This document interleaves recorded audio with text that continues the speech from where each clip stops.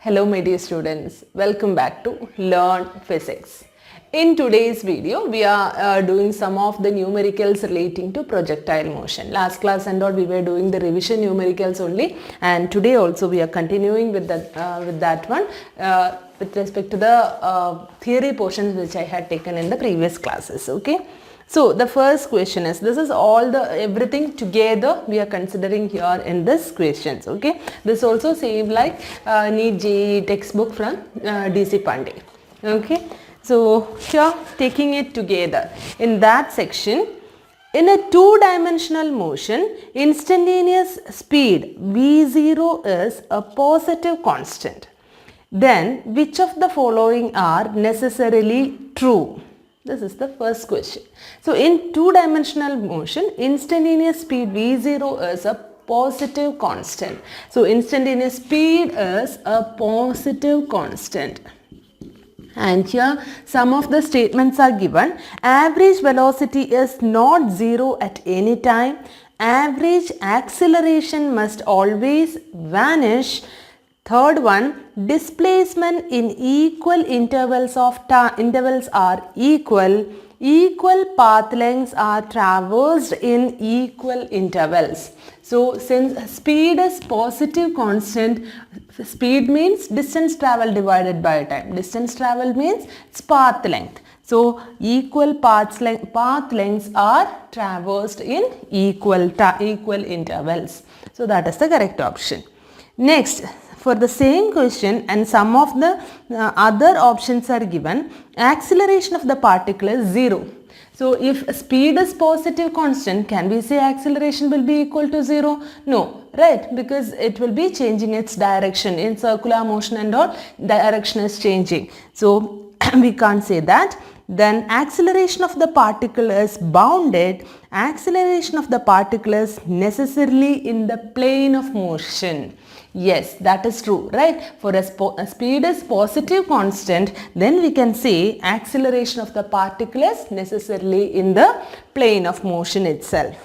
Then next one, particle velocity changes from 2i minus 3j meter per second to 3i minus 2j meter per second in 2 seconds. Okay, this change is happening in 2 seconds. If its mass is 1 kilogram, m equals 1 kilogram, acceleration we need to find out. See, mass is given, mass is not required for finding out the acceleration. Velocity is changing from 2i minus 3j to 3i minus 2j. Then what will be the acceleration? Change in velocity divided by time. Change in velocity is 3i minus 2j minus 2i minus 3j divided by time is 2. Therefore, it is I plus j, minus 2i plus 3j plus j divided by 2. This will be the acceleration. So here I plus j by 2. Okay. Next one. Figure shows 4 paths for a kicked football. Ignoring the effects of air on the flight, rank the paths according to initial horizontal velocity components at the highest first. Okay. So here it is given like this is 1, this is 2, this is 3 and this is the fourth one.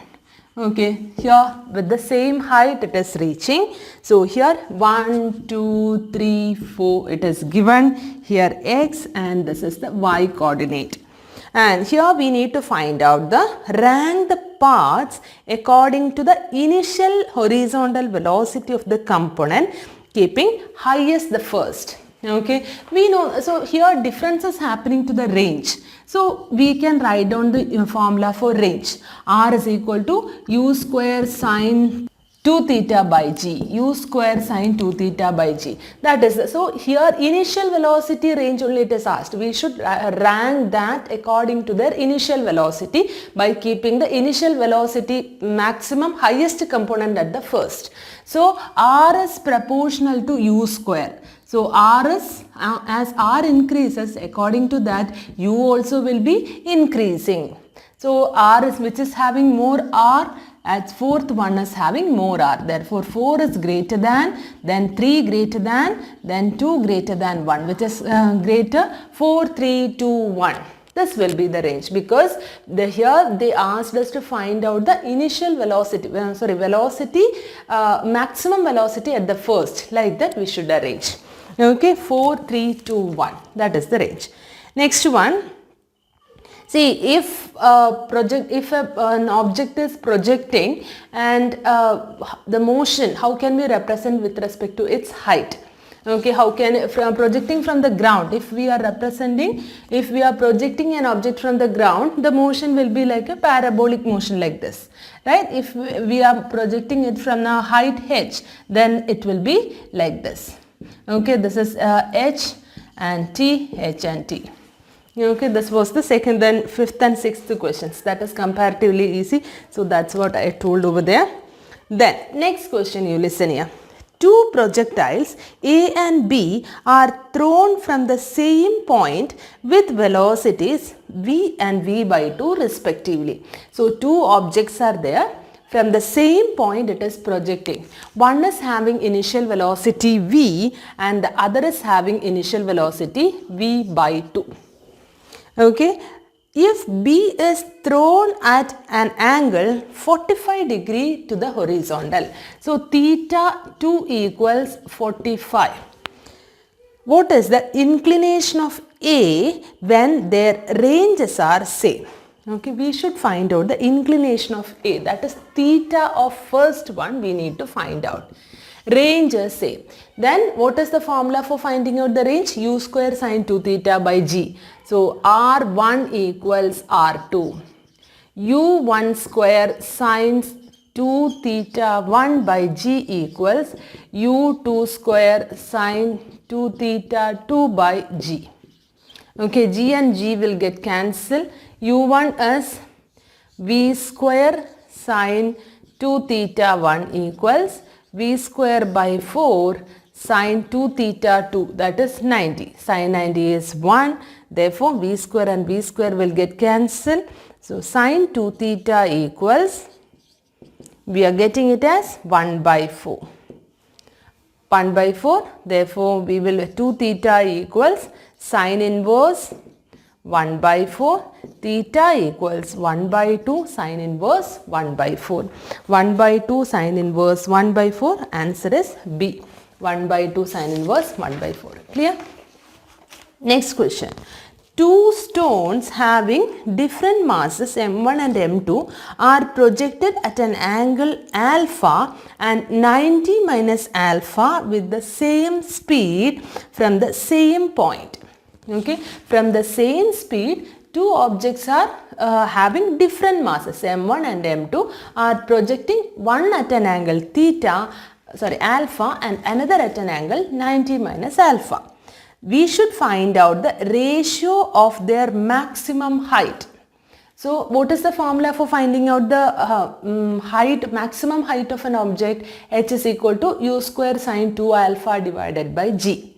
So, we can substitute that formula and find out the ratio. So, here h is equal to u square sine square alpha divided by g. Okay, this is the equation, and for that h, first one alpha, and for second one it is 90 minus alpha. Okay, so how can we find out h1 by h2? We should find out the ratio of heights, right? So, u square sine square alpha divided by ug divided by u square sine square 90 minus alpha divided by g. G will get cancelled, u square will get cancelled. So, here we will be getting it as sine square alpha. Sine 90 minus alpha is cos alpha, so it will be cos square alpha. So, sine square alpha is to cos square alpha, or we can write it as tan square alpha. Therefore, h1 is to h2 will be equal to tan square alpha is to 1. Like that we will be getting, yes, here answer is D, sine square alpha, tan square alpha by 1. Next is, a projectile is thrown at an angle theta with the horizontal. Its range is R1.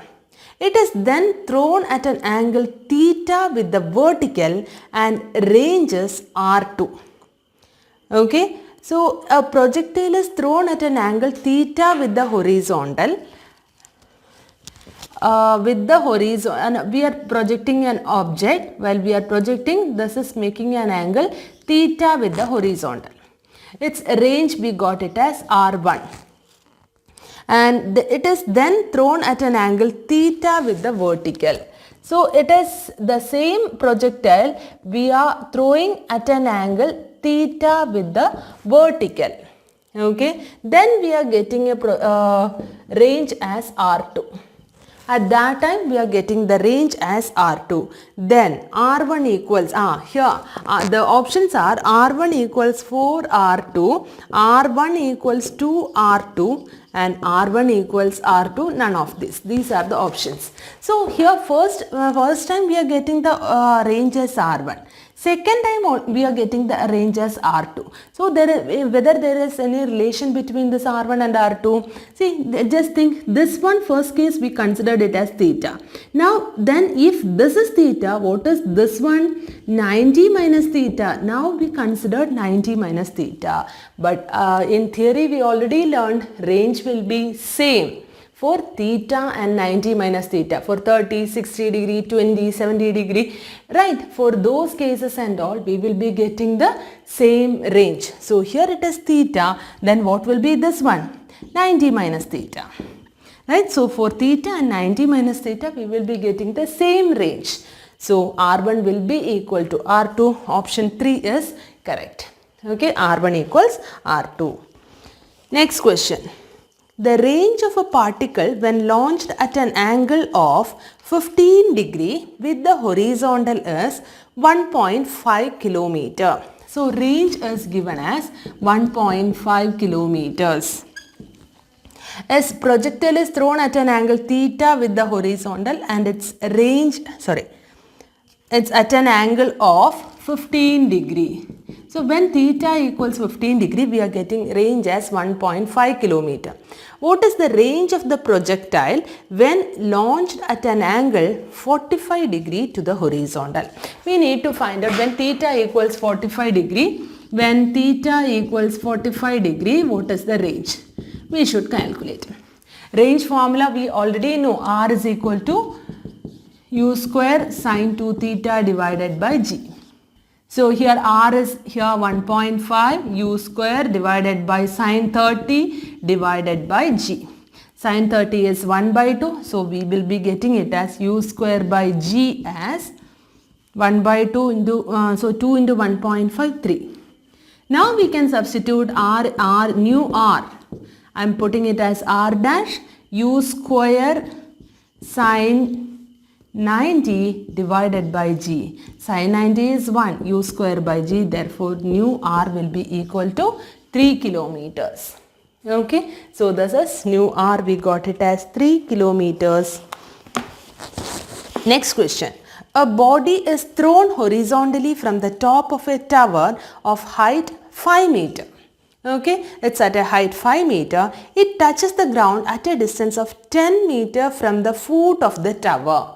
Okay, so range is given as 10 meter. Initial velocity of the body is.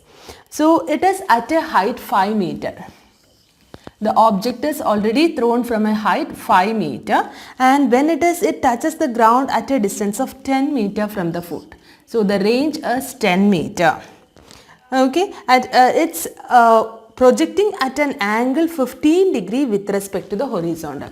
So it is projecting at an angle 15 degree with respect to the horizontal. So here we know the vertical height. What is the formula to find out the vertical height? It's y. Sy equals, S is equal to ut plus half at square, u is 0 plus half gt square. Right? So here we will be getting it as what is that? T Sy is 5 equals half into 10 into t square. Therefore, we will get t as 1 second. We need to find out the initial velocity. The distance in the horizontal direction is given in t equals 1 second. So distance traveled will be velocity equals distance traveled divided by time. So distance traveled divided by 1. So we are getting it as 10 meter per second. Okay. So here first we considered the vertical height. So y. Vertically height as y coordinate we are considering. So in the range we are considering the x component. So x component of velocity will be equal to the final component also along the x axis. So velocity equals distance traveled by time, we are getting it as 10 meter per second. Clear? So children, so I hope today's video is useful for you, and many of the questions, it's a revision, so you will be knowing all these things, and some more questions are given in this textbook. We will be discussing that in the coming videos. If you like the channel, please don't forget to subscribe, like and share. Thank you for watching. Bye.